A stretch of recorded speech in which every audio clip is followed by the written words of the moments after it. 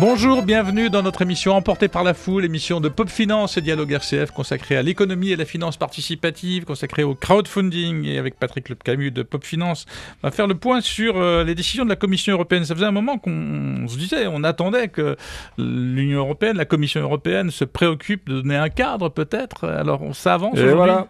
Ouf, enfin, enfin ça bouge, enfin ça bouge parce qu'on avait vu qu'à l'époque où Michel Barnier était chargé de ces sujets-là à la Commission européenne, il avait commencé à se poser la question, et nous aussi on se l'était posé, c'est comment ça se fait que le crowdfunding c'est sur Internet, c'est global, et tout est organisé de manière purement nationale. Voilà. Et des réglementations différentes dans chaque pays. Voilà, donc enfin la Commission européenne qui bosse depuis au moins 2013 sur le sujet. Que de travail. a dit tiens, on va trouver une solution. Alors c'est pas pour tout le crowdfunding. D'abord, tout le crowdfunding n'est pas réglementé. Le crowdfunding de dons avec contrepartie ne connaît pas de règlement, donc pas dans nos pays en tout cas, pas dans les pays occidentaux.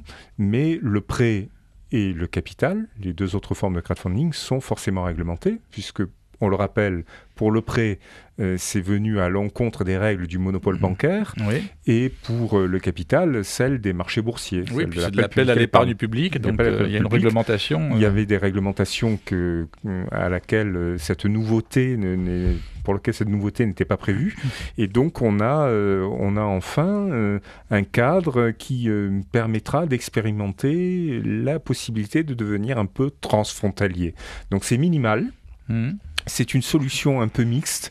Il n'y a pas de réglementation européenne qui se crée, mais la possibilité pour chacune des plateformes qui gardent leur réglementation et leurs autorisations dans chacun des pays à obtenir un passeport pour devenir opérateur dans le pays voisin. C'est un petit peu la liberté du marché, la liberté d'intervenir sur un marché où normalement il ne doit pas y avoir de frontières aux entrants et aux acteurs européens qui viennent sur le marché français, allemand ou que sais-je encore. À l'intérieur, donc il faut être quand même une plateforme qui est reconnue par des réglementations propres à chacun des pays membres de l'Union européenne. Donc ça interdit l'arrivée comme ça au galop de plateformes qui ne seraient pas installées en Europe.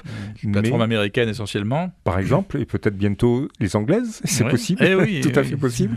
Donc on a une solution qui facilite, dès lors qu'on est reconnu et qu'on respecte une réglementation en France, on pourra aller en Allemagne, en Italie, en Hollande ou en Belgique ou dans les autres pays de l'Union européenne pour proposer ces services. Donc il y a une capacité à pouvoir briser un peu ces frontières-là. Et permettre aux plateformes peut-être d'avoir des surfaces un peu plus conséquentes et de grandir un peu plus vite. Et alors l'intérêt que trouve la Commission européenne à tout ça, c'est que ça permette de développer le crowdfunding lui-même et de financer le développement des entreprises. Donc leur but n'est pas philanthropique à l'égard des plateformes. Mais si on avait eu une petite idée. Leur idée, c'est que c'est quelque chose qui va permettre de augmenter encore la participation de nos concitoyens dans des projets qu'ils aiment, qu'ils ont envie de soutenir, et de participer au capital de ces entreprises, et donc de casser un petit peu les frontières de tout ça. Et puis, il y a un aspect sur la sécurisation aussi de la démarche. Voilà, alors, contrairement à ce que je disais, il n'y a pas de réglementation européenne, il y a quand même un certain nombre de règles que veut mettre en place la Commission européenne pour vérifier que quand même la sécurité est garantie et la transparence des activités.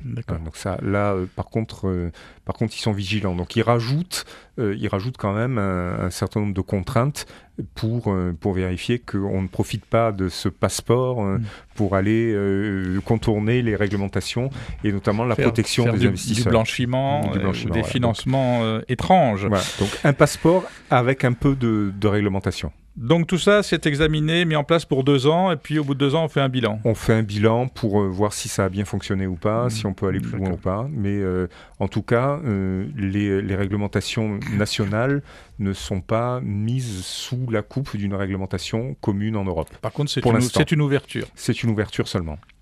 Bien, on passe au brève avec nos amis de Marseille Innovation qui vont ouvrir un nouveau lieu en centre-ville de Marseille. Oui, alors on a en fait 2 brèves, une sur Marseille Innovation qui est un cofondateur de Pop Finance et qui va revenir plus près du centre-ville, enfin il n'y a jamais été, mais il va venir plus près du centre-ville avec le CIC pour ouvrir un petit... D'ailleurs, c'est l'ancien siège du CIC qui devient une pépinière d'entreprise en fait. Voilà, donc le CIC aura sa place au rez-de-chaussée de CIC de l'innovation et Marseille Innovation a créé d'autres partenariats en accord toujours avec le CIC pour développer une pépinière d'entreprise, notamment avec les fintech par exemple. Donc il y aura une spécificité du côté de la finance et des technologies numériques nouvelles de la finance qui arrivent. Voilà. Mais là, ça doit respirer la finance parce que c'était le siège de la banque Bonas, fils et petit-fils de Léon et Eugène Bonas. Oui. Et alors là, j'ai une larme, c'était la banque à laquelle était attaché mon grand-père. Alors voilà, c'est une petite larme familiale pour la banque Bonas. D'accord. Bien. On a une autre petite nouvelle quand même. Ouais. On est en train de monter une nouvelle science-fiction, Pop Finance. Des productions de Pop Finance. Des productions de Pop Finance destinées au grand public, qui sont des soirées à la fois inspirantes et divertissantes avec de la création artistique. Pas uniquement des experts qui viennent vulgariser un savoir important sur les mutations en cours dans la société. Et donc ça, c'est dans les tuyaux et on en parlera plus avant lorsque la programmation sera un peu plus établie. Nous recevons 2 jeunes étudiantes en kinésithérapie qui sont Chloé Todaro et Océane Uglietta. Bonjour. Bonjour. Vous avez décidé d'avoir une façon originale de faire votre stage puisque vous allez faire un stage professionnel mais humanitaire. C'est ça? C'est pour votre école? Exactement. Vous allez avoir votre diplôme? Alors, en fait, on est en 3e année de kinésithérapie à l'école de Marseille. Oui. Et en fait, ça fait 2 ans qu'on prépare ce projet.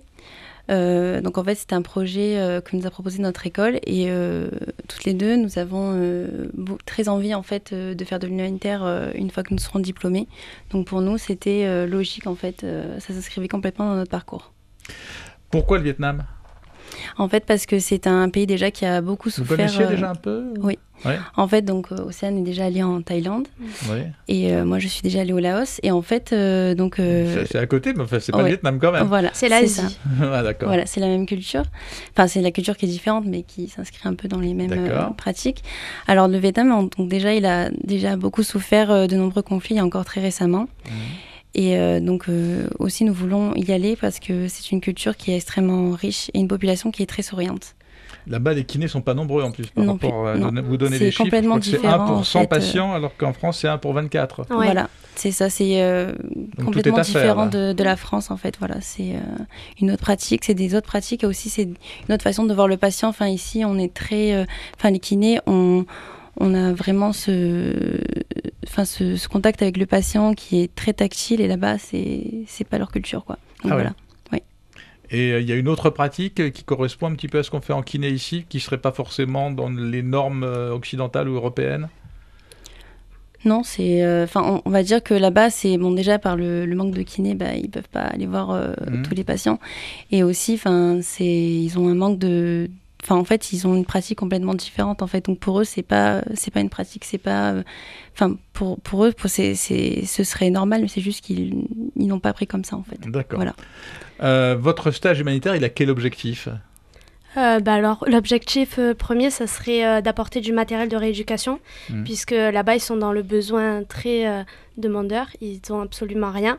Donc, ça serait surtout d'apporter notamment des balles de rééducation, des attelles, des cannes, pour pouvoir justement favoriser la prise en charge et également sensibiliser la population aux soins que l'on pourrait apporter, puisque là-bas, il faut savoir qu'au Vietnam, financièrement, c'est eux qui payent tout.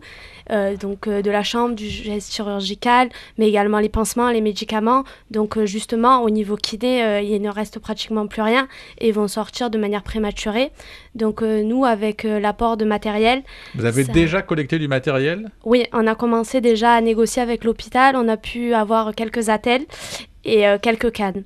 On espère encore apporter par exemple des élastiques, des poids pour justement favoriser cette réadaptation fonctionnelle socio-professionnelle du patient. Et ce stage, il faut le souligner, c'est vous qui le financez, c'est pas votre école qui vous fait un chèque là. Non, l'école n'a aucune subvention là-dedans, c'est tout à notre charge et notamment c'est pour ça qu'on demande des dons. Le voyage, c'est pas à côté du Vietnam, c'est quand même... Non, c'est pour ça.